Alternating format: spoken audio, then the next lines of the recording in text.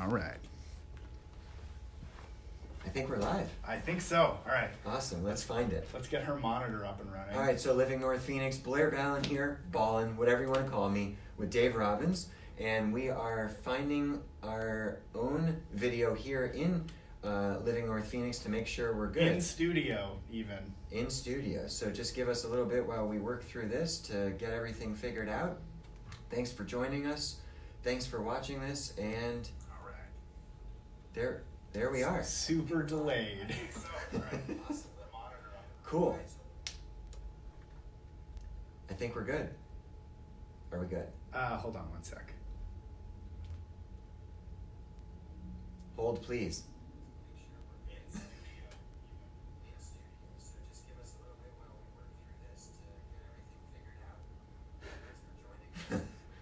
We already have 2 comments. Oh my. Wow, and 10 people watching. Thank you. We'll get to the good stuff really soon. If this doesn't work, we can just skip the monitor piece. I think we're good. I mean, I guess there is going to be some bit of a delay. All right. All right, awesome. So let's mute this here. Let's turn on the comments. Cool. Hey, Allie. We can hear you. Hey, James. From Texas. I remember you. Glad to have you here. All right. Fantastic. Let's rock and roll. You ready? I'm ready. Let's do it. All right. So, as those of you know who have been following the group and stuff, so I've wanted to do this. The main intention behind the group when I started it last year was to create a resource for North Phoenix residents and the Valley. And part of that, as things have taken off here over the past 2 months or so, thought we would do these Facebook Lives. I appreciate you being here, Dave, being the first one. Absolutely. I'm the tech guinea pig, so we have to get this all, set up, or nobody will ever come be interviewed by you again. Absolutely. Without you, my phone would still be in my office somewhere. So, that's true. Awesome. So, Dave is a certified financial planner. I have my notes here, so if you see me looking down, that's why. So, he's a certified financial planner and chartered financial consultant who works with individuals, entrepreneurs, and their families to not only reach their financial goals, but define them. After spending a decade working directly with clients, David believes the key to success as a financial planner is teaching clients about finance while speaking their language rather than trying to teach them to speak his. He is a fiduciary and an investment advisor working as a vice president of investments for Moores & Cabot, and holds degrees in journalism and creative writing from the University of Arizona. I knew he was going to do that. Get out of here. I know.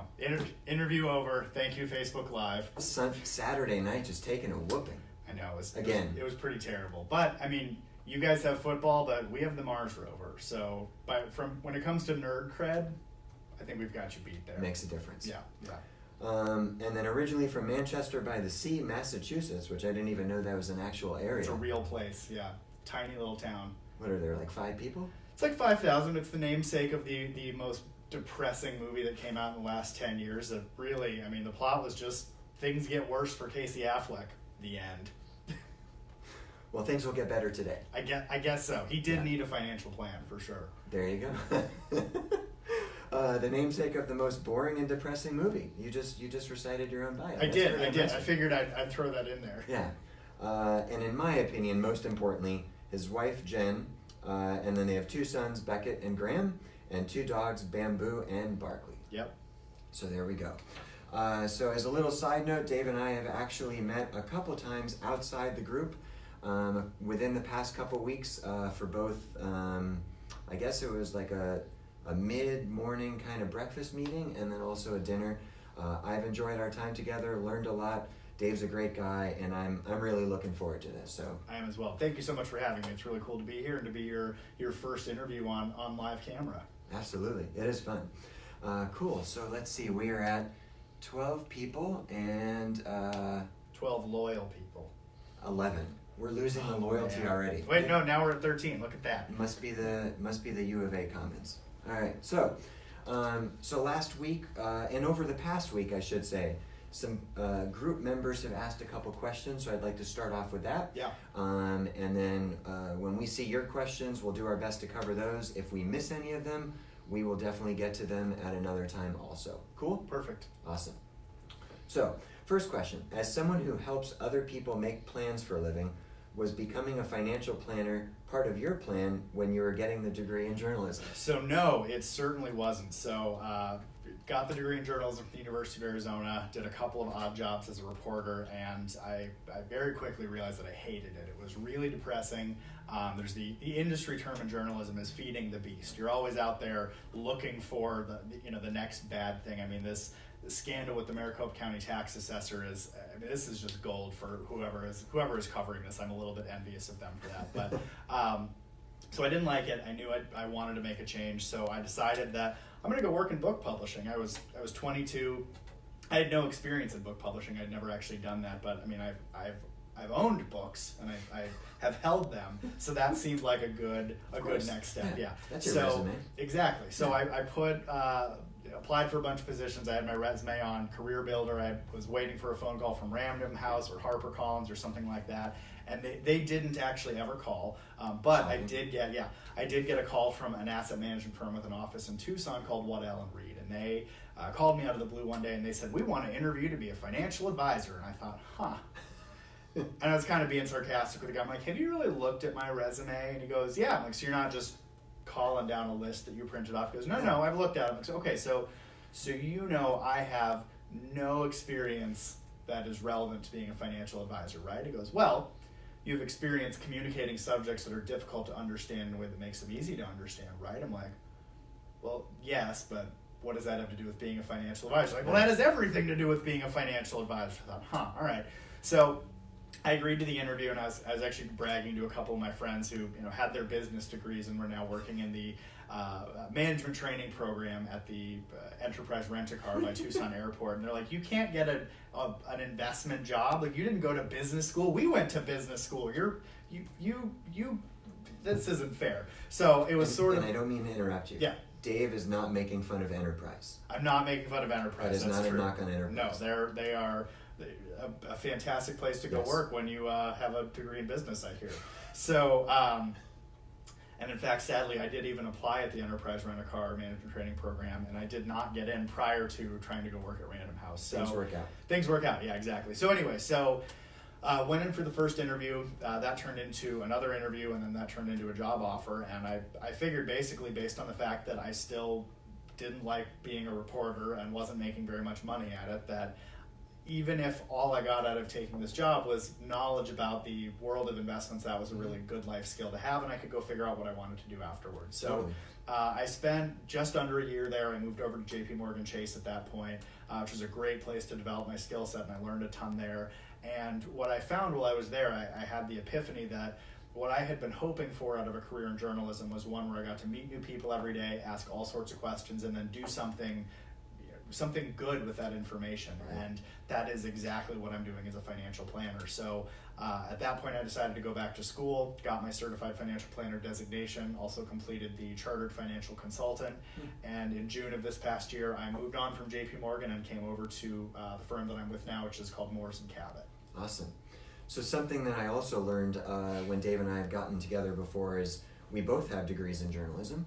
We do. And like myself, or like you, my journalism degree paid off highly to be in real estate. So journalism is the way to go. I guess so. I mean, it does teach you to talk to anybody and ask nosy questions at really pivotal moments. Very true. Yeah. And I like to be nosy. So. Yeah.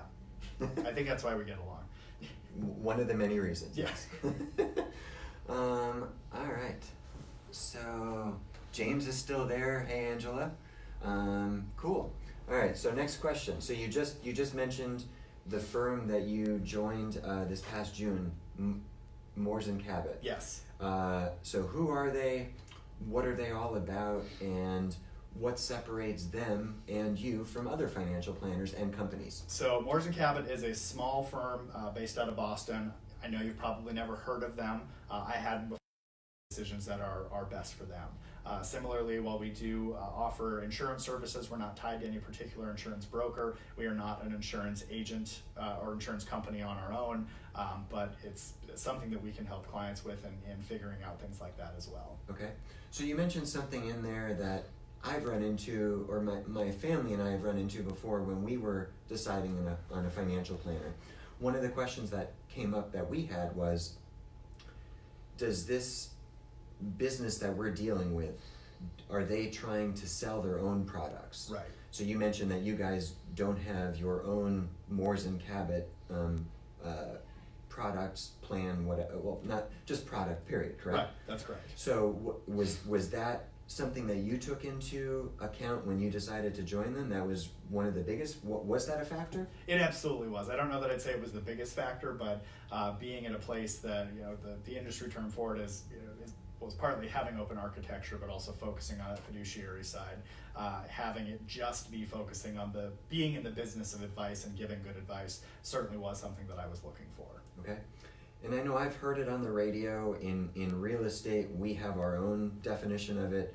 Can you explain to those who might not know what a fiduciary is? Absolutely. So a fiduciary is someone, and there are a couple of different ways in the investment world you can call yourself a fiduciary. One is having the certified financial planner designation. Another is having what's called the Series 66, which is an investment advisor license that I do carry as well. But what a fiduciary means is that you are held to a standard of only making recommendations to a client that is based on what is in their best interests and based on knowing all of the implications and the entire situation that they have available to them. So somebody asking, is XYZ a good stock?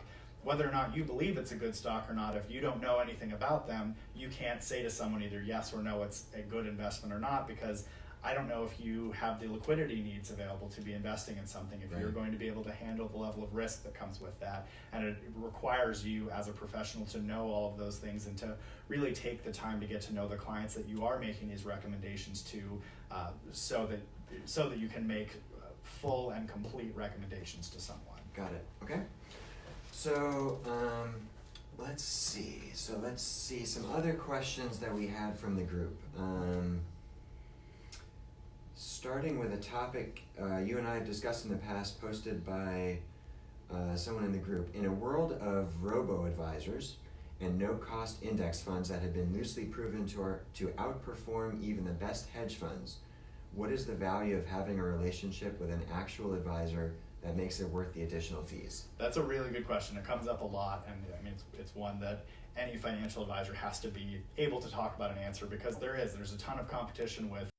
You can take all that information, plug it into a robo-advisor, a financial planning website. It's either going to give you a model or it's going to recommend a fund that you should be in, and you can be off to the races. And if based on that information that you've given them, you are confident that the advice is going to get you where you need to go and is appropriate based on your situation, that might be enough. Not everybody does need a financial planner, and I try to be honest about the fact that this is a service that not everybody needs. But let's take that same person who's 40, and instead of making $80,000 a year, they work in a field like real estate, where maybe you could make $160,000 in a year, or maybe you could make $40,000 in a year. And while that might average to 80, it can be up and down in pretty dramatic swings. Mm-hmm. Now, let's say they want to be able to work another 20 years, but they have parents who are getting older, and one of them is starting to have declining health. So they're starting to have to provide more in-home care to their parents. And they know, because their parents can't afford long-term care,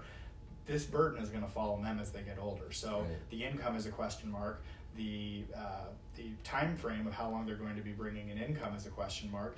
And sure, maybe they think, yeah, I'd say I'm a moderate investor, but if all of these other things are up in the air, how can you be so sure that that's the right thing for you? So this same person who had definitive answers to the first three data points in scenario one has a question mark in all of them in the second scenario. And I think where the difference between an in-person advisor and a robo-advisor is if you're relying on the output of advice provided by a software or by a website to make these important decisions, but you're not even confident about the input that you're putting into it, how can you be confident that that's the best advice for your situation? And another thing, in that instance where somebody's dealing with parents who are getting older, things change very, very frequently. And so I guess the follow-up question to, okay, well, if somebody hires an in-person advisor and they get them on track and now they know what they need to do, why do they need you in the future? Well, people want to know, okay, so this is what we were doing last year. Is that still the plan this year? Is that where I should continue going? Right. And it's really, Moores and Cabot's slogan is actually wealth management founded on relationships, and that's really what it is about, is having someone that you trust, you can go to with very complex situations, lay out all of the different variables, and really, what I see my job as to do is to help clients make the most informed decision based on the information that they have available to them. That doesn't mean that there's always a right answer, or if we put in enough variables we're going to get to X. Right. But it's based on everything we've looked at, taking the emotion out of it from my standpoint, here's what I think you should do, and letting the client ultimately go from there to make a decision around what, now that we've considered all of the different variables, what feels the most right for them in that circumstance. Right. Awesome. Something that I'll add to that is, and I don't mean for this to become about real estate, I really don't, but in the real estate world, yes, he does. I do. And so does Blair Jr., by the way. Yeah. Have you guys noticed, this whole thing is being photobombed over here. This was waiting by the door when I came in, so whatever business owner is next, you'll know you're here when you've arrived. The real estate world right now, and it has been going through a very big challenge with tech stuff.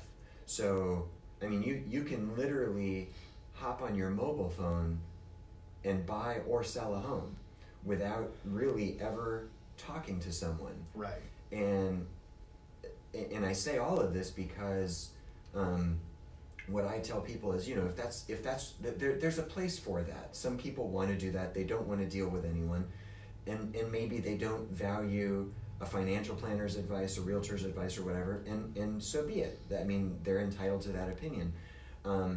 I still stand by the fact that we can't be replaced by tech, because those that are quality, good professionals who care about people, they do make a difference. Right. And in whatever field that's related to, whether it's financial planning, real estate, CPA, doctor, whatever, those professionals just can't be replaced, in my opinion, with whatever tech does. So, there's a place for going on to the internet to plug in numbers.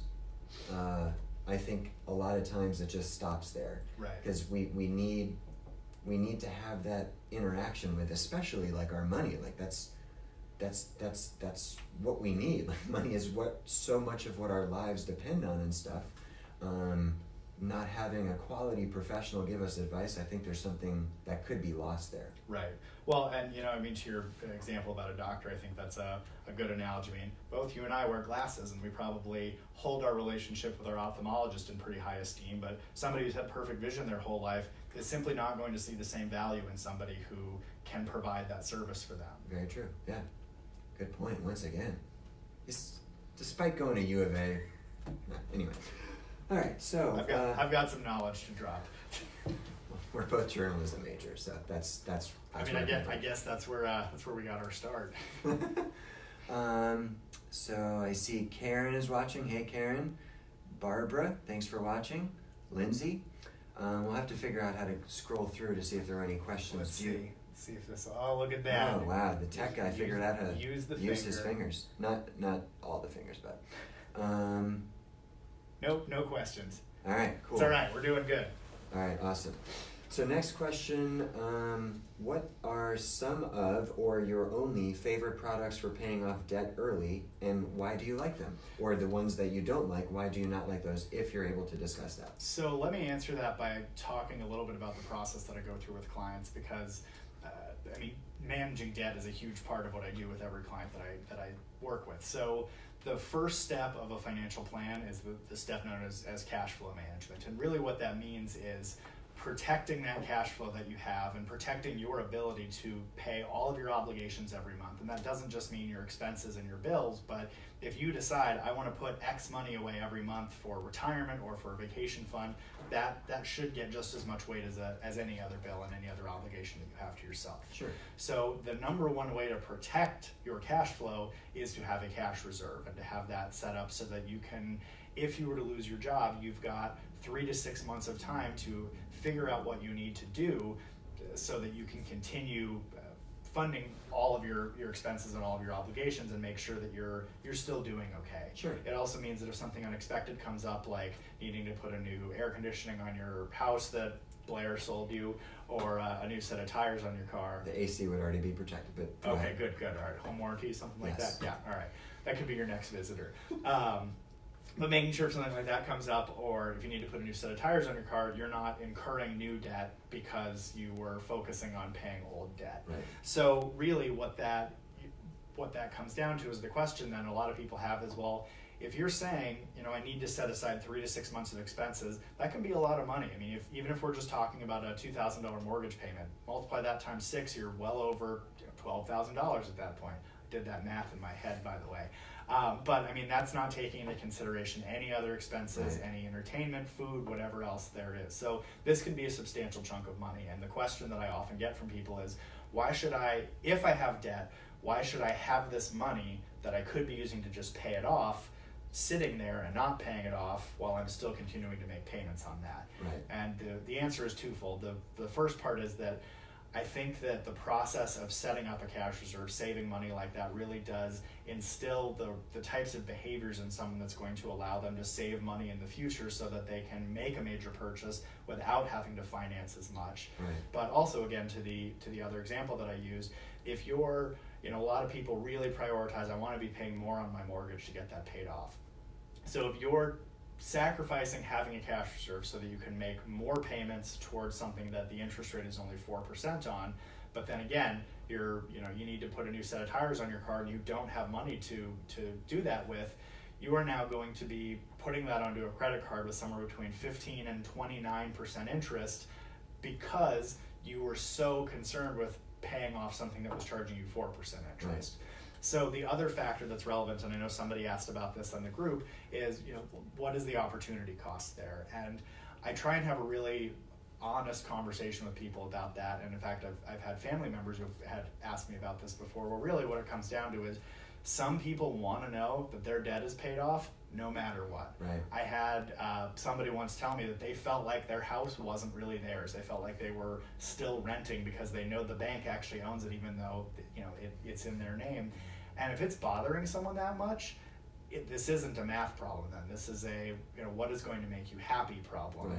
And if somebody really wants to have that debt paid, not have to worry about it, and that's going to make them happy, again, my job is to help people figure out how to achieve maximum happiness with their money. And if that means paying off debt faster, even if there might be a better way to, let's say even if you could get 6% in the market, for example, versus 4% you'd be paying on on interest, then that can be the right decision for someone. So when I have those conversations, again, I really try and make sure I'm laying out all of the variables and helping them make the most informed decision based on the information that's available to them. But if looking at all that, they still decide this is how I want to do it, I don't care about what your amortization table or what the time value of money is, then that's the right decision for that person. So basically it just goes back to being a fiduciary. Exactly, yeah. And I know there are some products out there that are really focused on debt consolidation. There are some life insurance products that are now kind of focusing on that as well. They're not really in my wheelhouse, so I can't comment on those because I don't know the specifics of any of them, but okay. Other than that, they're there. But personally, I think the act of preventing the accumulation of future debt deserves as much or more focus than the act of just trying to retire old debt. Because right. if all the focus and all the money is going towards the old stuff, the likelihood that you're going to end up in a situation where you have new debt because you weren't planning for those expenses seems very high. Right. Okay. Cool.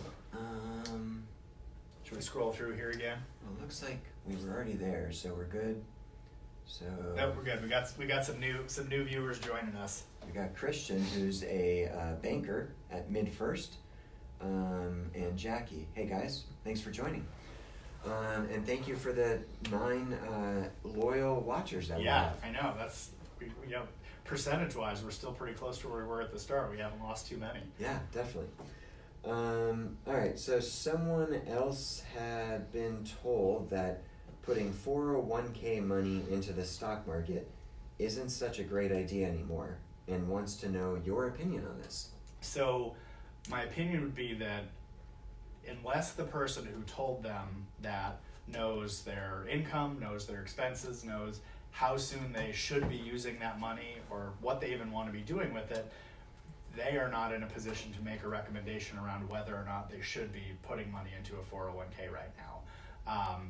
I can imagine the person who said that probably was coming from the standpoint of, well, the market is in what's known as a very late part of the cycle right now, and the likelihood that we will have a recession sooner than later at this point seems pretty high. But the investors who have the most success long term are the ones who find something that works for them and stick with it through both good times and contraction times.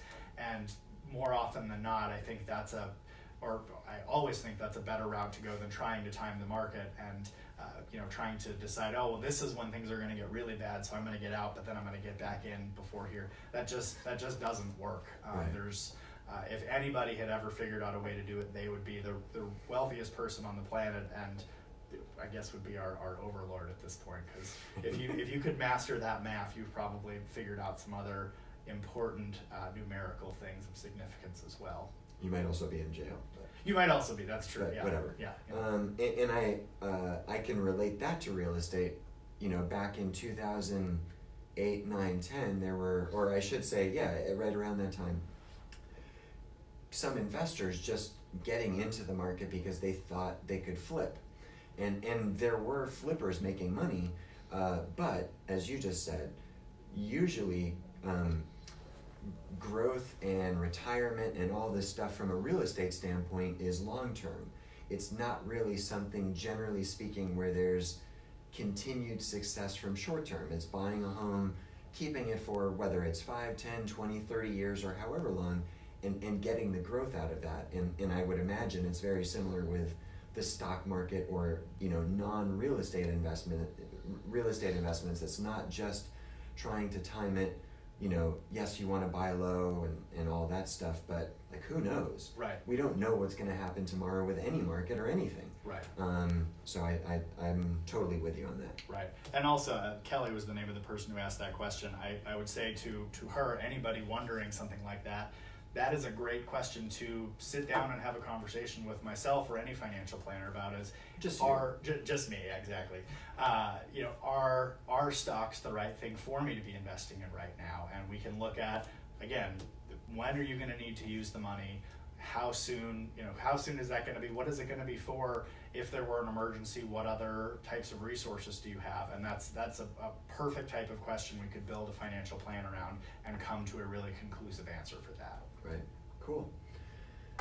So earlier today in the group, we had a poll about 2 different camps. Those who want the freedom to do what they want with their life 10 years from now, and then those who want to keep what they have and maintain their lifestyle. At the time of this document being prepared, I have to have that disclaimer because I felt I should. Yeah, absolutely. You're a realtor after all. After all, yeah. Yes. Realtor. Isn't that what I said? Kind of just said realtor. Oh, so it's OR rather than ER. It is OR, oh, yes. Okay, got it. Not to make this about me. You've got to pronounce it properly. Realtor. Yes. We pay a lot of money to call ourselves realtors. Yeah. So 88% said having the financial freedom to do what they want 10 years from now is their priority. With, of course, some comments, people saying, they'll be in their 80s or whatever, so, freedom from their lazy boy or whatever that one gentleman said, which was kind of funny. But, right. But anyway, how can you help people with that? So long-term success, getting to where you want to be 10, 20 years from now, however long it is, really starts with making deliberate choices now and building on that, making retrospective choices about, okay, so this is what we did previously. Did it work? Did it not work? Having the flexibility to make changes and adjust as time goes on. But I mean, really the best way that I can help anybody in either of those camps is to do a complete financial plan, do an analysis of everything. And that's, everything from cash management to, the cash reserve that we talked about, risk management, looking at insurance, talking about estate planning, making sure that we're planning for smart taxable distributions at some point in the future, and everything up to having a conversation around estate planning. All of that starts with, let's take this one piece and let's grow from that. Let's continue on that way. Right. It doesn't happen easily. It doesn't happen overnight. And the other thing, for people who are feeling like, I hope I'm in a better financial situation 10 years from now, I think one of the biggest misconceptions about financial planners is that you have to be rich to work with one, or the goal is to just get you rich, and that's just not true.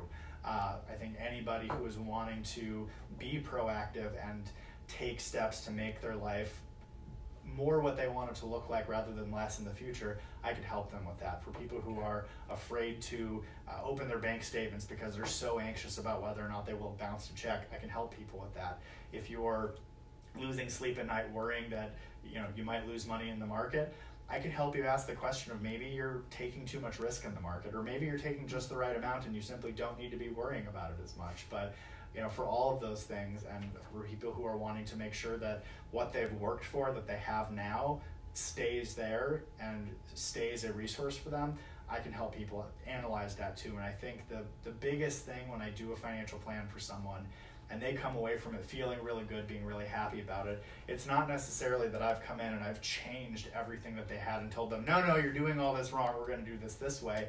What people really get the confidence out of is having someone look at this and say, all right, you are on the right track. Continue doing this, and you know how to do these different things, and let's circle back around and do an annual checkup, so to speak, knowing that a professional has looked over everything and is telling them, yep, you're going to be okay.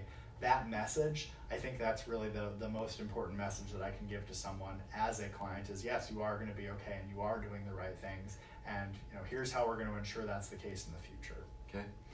Yeah, I'll add with that is I've met many people who don't know what to do, like with buying a home, and the first advice I give them is, let's put a plan together for the house part of stuff. And it sounds like it's the same here, and there's people afraid to call a realtor to discuss the process, but like that's what's needed. And I know I've been in the boat before where I didn't want to discuss that with a financial planner because I was like, I don't make enough. So it's good to hear that there's people like you, because I'm guessing not all financial planners are as... That's correct. Wow, this is live, Dave. Oh gosh, I gotta strike that. No, there certainly are some who have either it's more minimums of certain amount of assets that somebody has to have before they can even offer them services, things sure. like that. But moral integrity. From our discussions, I believe yours is considerably higher than many other certified financial planners. Well, I appreciate that. And that's it. I mean, it take the steps to reach out and just have a conversation, and wherever that goes, if it ends up being with you or someone else, hopefully with you, obviously, but just or Blair Jr. over there. He's not a certified financial planner. Oh, that's true. So I'm the best one in the room. You are, yeah. That's how I roll. But anyway, so let's see. So I think we're good. Got any more questions? I don't think so. No, that's unfortunate. That's too bad. But anyway, okay, so all of Dave's contact information will be in the comment section of the video. We'll post all of that later, but let everyone know how they can get a hold of you, if cell phone, office line, website, email, you name it, whatever's best. So cell phone, 602-468-7127. Our office is at 24th Street in Camelback. You can find me online at moorescabot.com. Also on LinkedIn, Advice by David, Twitter, @Advice by David.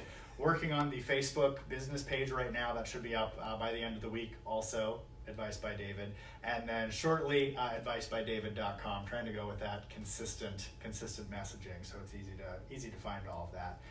And yeah, I am always available and happy to meet new clients, sit down, do reviews, take a look at what you have, answer any questions, and initial meetings are always complimentary for clients or for prospects, anybody who wants to sit down, as I'm happy to get a chance to get to know folks. Is that like a hour kind of thing, or is there typically about an hour for an initial meeting? Sometimes a little shorter, a little longer, depends on how many questions the person that I'm sitting down with has. I try not to talk the entire time because I feel like that's hard. Yeah, I know, seriously. You like to. Oh, I know, and then I start talking over people's heads, and I get all nerdy. So I try and tamp that down and make it more about, I want to hear the story of the people who are coming to see me and find out what's important to them, and see how I can help them with that. Okay, so you said your office is off 24th Street in Camelback. If someone is unable to go there, are you able to go off-site to other locations? Absolutely. Can you do like Zoom meetings kind of thing, or does it have to be in person? It does not have to be in person, so we absolutely can do video conferences. We use the G Suite for that, so Google Hangouts, I think. Fancy. Yeah, we do have Zoom available as well, though. Okay. And yeah, I'm happy to meet someone for coffee or lunch, or meet them at their office, like we're meeting here today. Meet at somebody's home. I'm not tied to my office at all.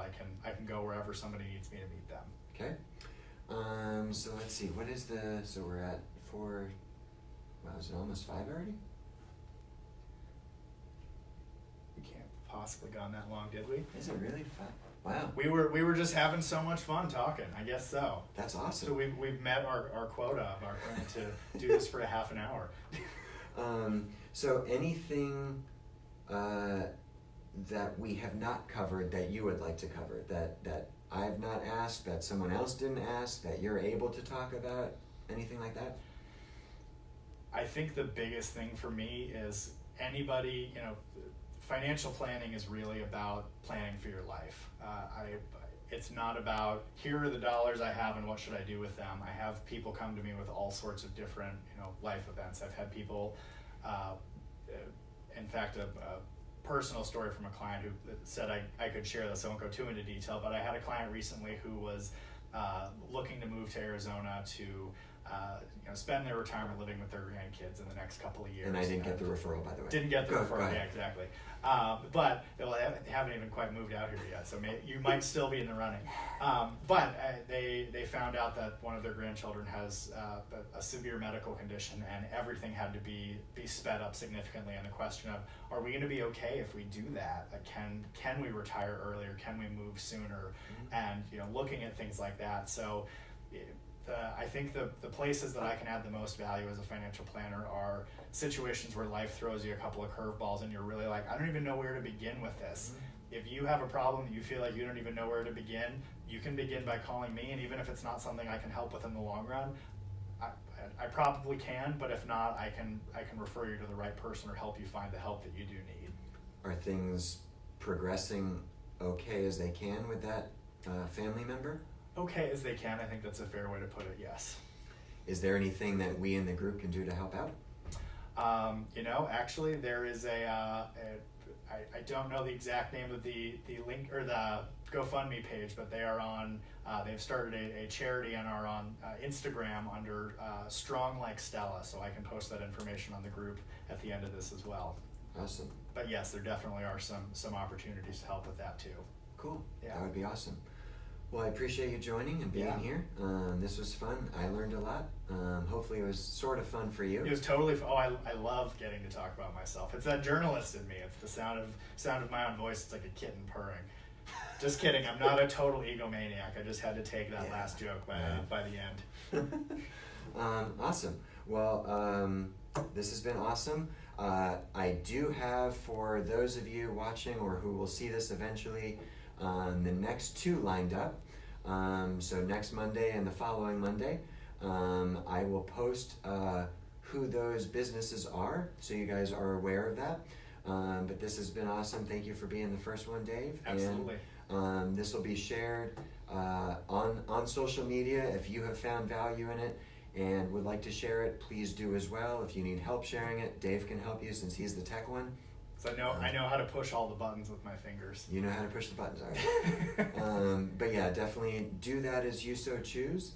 I'm grateful for everything that you guys have done. Living North Phoenix has taken off to a level that I did not anticipate this quickly. And this kind of stuff is so cool to me. So yeah, I'll leave it at that. All right. Thank you so much for having me, and thank you so much for everybody tuning in. I appreciate it. Absolutely. You guys have a good night, and go Devils. Go Cats. I'm going to get to say it before I hit the end button, so ha ha. Devils. Wait, where is the end button? Oh.